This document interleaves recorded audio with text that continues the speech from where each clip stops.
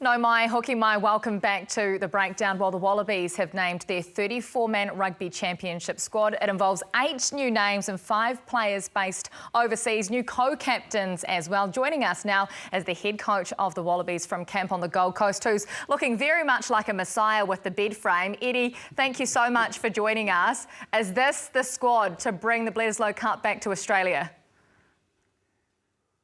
Well, that's the aim. You know, the odds are in favour for us. 22 years since we've won it, so there's a lot of odds saying, you know, we should be able to do the business this year.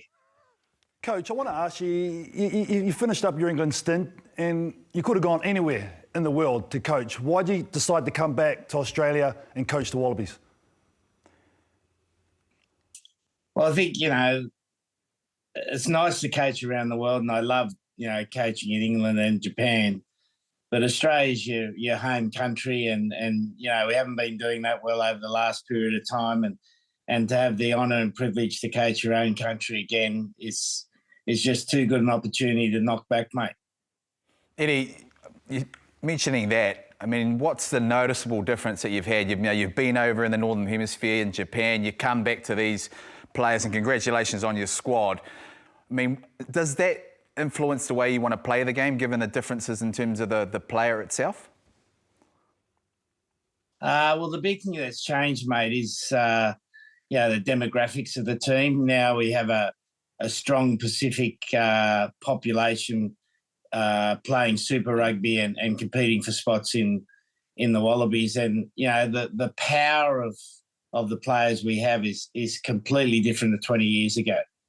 You know, so that's changed the game completely in Australia, and we've got to find a way. It's a bit like New Zealand, maybe in the early 2000s, find a way to get the right balance of our teams, and that's the challenge going forward. And what does Australian rugby style look like with that? Eddie, there's not a lot of time.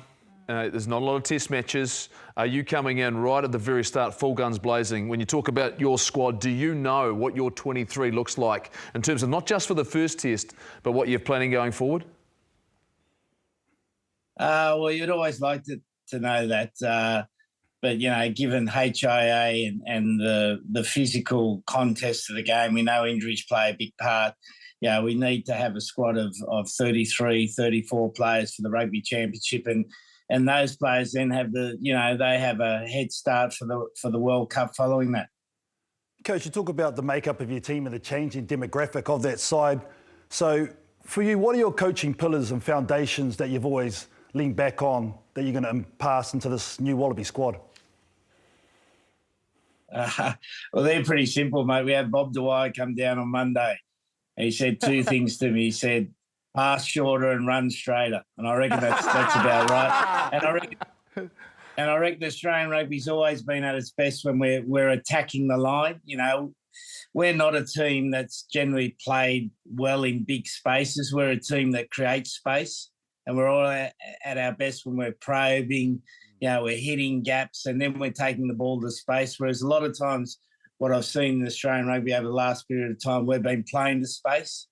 So we've been taking that space around. We've got to get better at creating space and then using the space. Nice. Eddie, I know you watched the game last night. You watched Super Rugby, you know, since you've been back. Is there anything that you've sort of, you know, saying to yourself, there's a weakness in New Zealand rugby that we can try and attack? Hey, I'm not asking you to name the first priority. I'm just asking you down, you know, probably be the 10th. And rest assured, no All Black coaches watch this program. In fact, I don't even think anyone watches this program. So, you know, you can give us insight. But what I've seen, I really enjoyed how the Chiefs played, but it reminded me so much of the 2000 final with the Brumbies versus the Crusaders. You make all the running in the game, you play some good rugby, but you don't get the result because the Crusaders always go back to that set-piece power. You know, and that's probably the big difference between Northern Hemisphere and Southern Hemisphere rugby. Most of the teams in the Northern Hemisphere go to that set-piece power as they get out. You know, and in Southern Hemisphere, the Crusaders really only have that consistently. The Brumbies have it to an extent, and that's the difference. So, you know, that might paint a little picture, mate.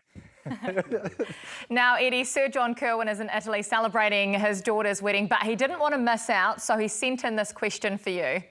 Buonasera a tutti, un po' di voce di corridoio. Nah, I've actually got a question for you, Eddie. Couple of questions, mate. Really, my first question is, you know, we've been talking about franchises, all these players going overseas. Only one side from Australia getting into the top 4. Do you see 5 franchises are a problem, or are you pretty happy that they carry on with the 5 franchises? The second thing is, do we need a Heineken Cup in the Southern Hemisphere, bringing in Japanese side, bringing in a side from America, probably the West Coast, possibly one in Hong Kong? What do we need to do to start really creating some income for these super sides so they can stand alone? Hope you're well, mate. I'm over here in Italy with you, mate Ongoro, causing trouble. Well, firstly, I think we need a Suntory Cup. That'd be fantastic. Another level of rugby above Super Rugby, I think, would be fantastic, where you do bring sides in the Southern Hemisphere. You know, a couple of Japanese sides, your top 2 or 3 from New Zealand, top 1 or 2 from Australia. And, you know, obviously the Pacific, I reckon that'd be fantastic, where you see the best, because people want to see the best players play against each other.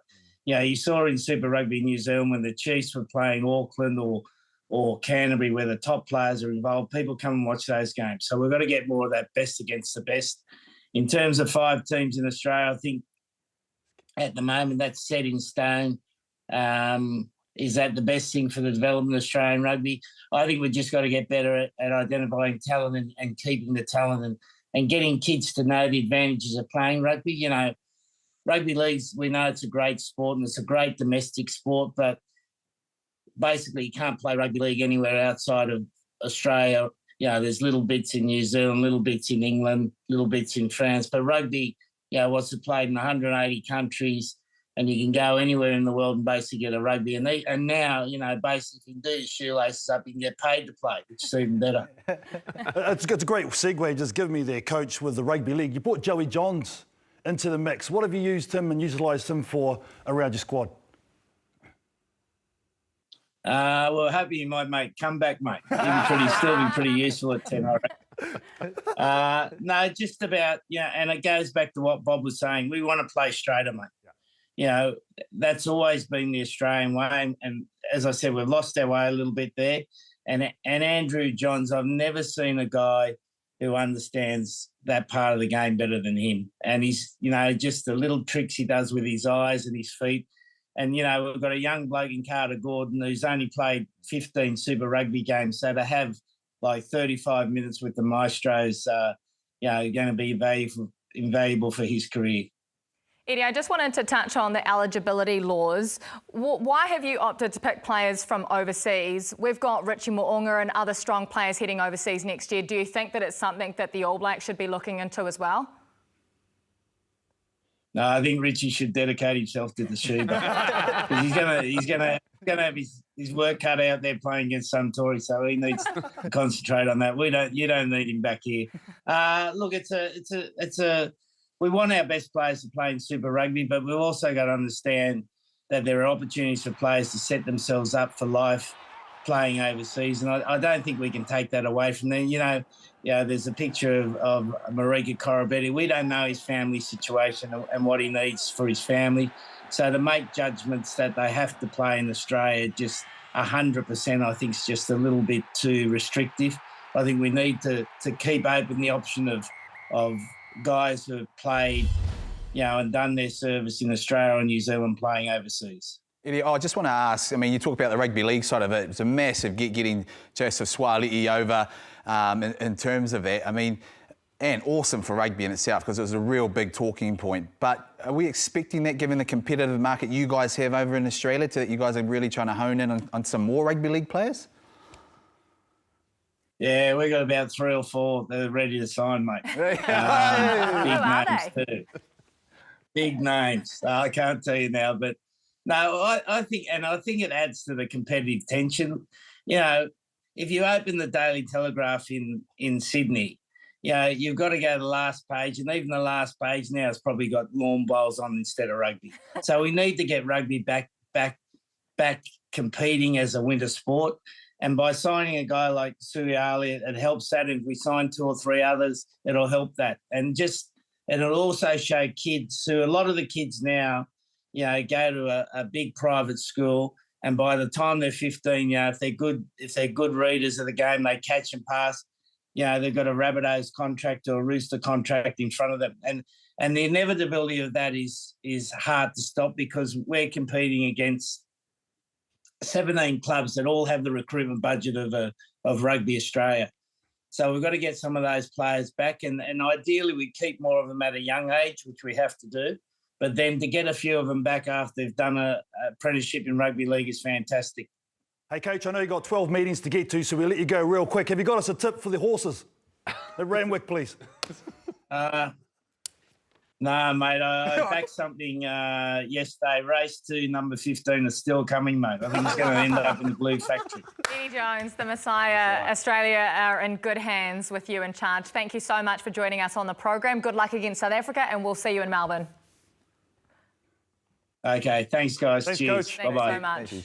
Eddie Jones joining us there. A bit of a legend, isn't he? Absolutely hilarious. But you have to think, when this man's in charge and you look at this squad, should we be a little bit nervous about Australia? We've been saying it since he came in. But when you look at the team that they've assembled and what he's doing.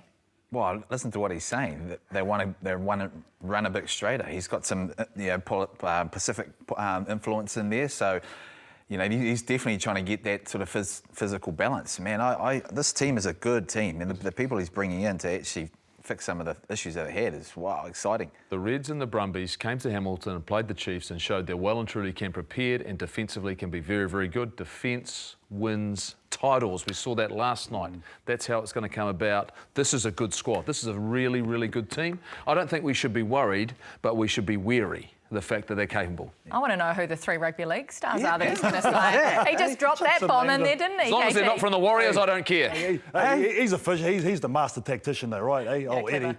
Hey. But what I love about him is, he's open and honest. He looks outside the box. And I think with the team that he's got and where he's just come from, you look at the European, the way they attack now, they come in around the corner. I was just watching the under-20s. It's a new version of attack, and I think he's going to bring that back here and try and use these young this squad that he's got to start employing that. Well, how good is it that Test match rugby is on our doorstep, under 2 weeks away before the Rugby Championship kicks off? We're going to make all the big calls, or Jeff is anyway.